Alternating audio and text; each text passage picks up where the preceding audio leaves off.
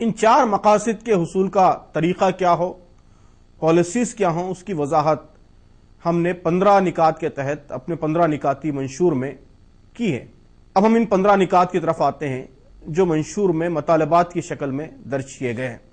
ہمارا سب سے پہلا مطالبہ یہ ہے کہ دستور میں ترمیم کر کے رائٹ ٹو لائیولیہڈ کو، یعنی وسائل زندگی کے حق کو بیسک رائٹس میں، بنیادی حقوق میں شامل کیا جائے۔ رائٹ ٹو لائیولیہڈ کا کیا مطلب ہے؟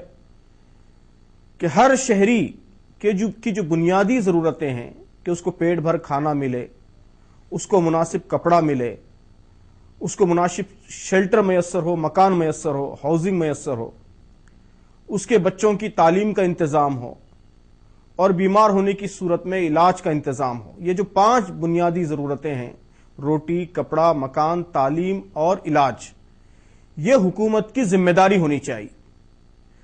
حکومت کا فرض ہونا چاہیے کہ وہ ہر شہری کی ان 5 ضروریات کی تکمیل کرے، اور یہ 5 ضرورتیں ہر شہری کے بنیادی حق کے طور پر تسلیم کیا جانا چاہیے۔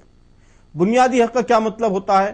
کہ اگر یہ 5 چیزیں شہری کا بنیادی حق قرار پائیں دستور کے ذریعے، دستوری ترمیم کے ذریعے، تو پھر اگر کسی شہری کو ان میں سے کوئی بھی چیز میسر نہ آئے، اس کو کھانا میسر نہ ہو، یا اس کے بچے کی تعلیم کا انتظام نہ ہو، اس کو علاج میسر نہ ہو، تو وہ حکومت کے خلاف کورٹ میں جا سکتا ہے، اور کورٹ حکومت کو پابند کر سکتی ہے کہ وہ اس مسئلے کو حل کرے۔ تو یہ رائٹ ٹو لائیولیہڈ ہم سمجھتے ہیں کہ ہر شہری کا بنیادی حق ہے۔ یہ عین اسلام کی تعلیم ہے۔ اسلام بھی شہریوں کی بنیادی ضرورتوں کی تکمیل کو حکومت کی ذمہ داری قرار دیتا ہے۔ ویلفیئر اسٹیٹ کا جو تصور اسلام دیتا ہے، اس میں یہ بات شامل ہے کہ ہر شہری کی بنیادی ضرورتوں کی تکمیل حکومت کی ذمہ داری ہو۔ ہم سمجھتے ہیں کہ یہ ہماری حکومت کی ذمہ داری ہونی چاہیے۔ ہمارے ملک کے دستور نے بھی جو رہنمائی کی ہے، اس میں انڈائریکٹ طریقے سے یہ رہنمائی موجود۔ ہمارے ملک کے دستور میں دفعہ 21 آرٹیکل 21 پارٹ 3 کے تحت، جس میں شہریوں کے بنیادی حقوق بیان کیے گئے ہیں، اس میں رائٹ ٹو لائف، زندگی کے حق کو تسلیم کیا گیا ہے۔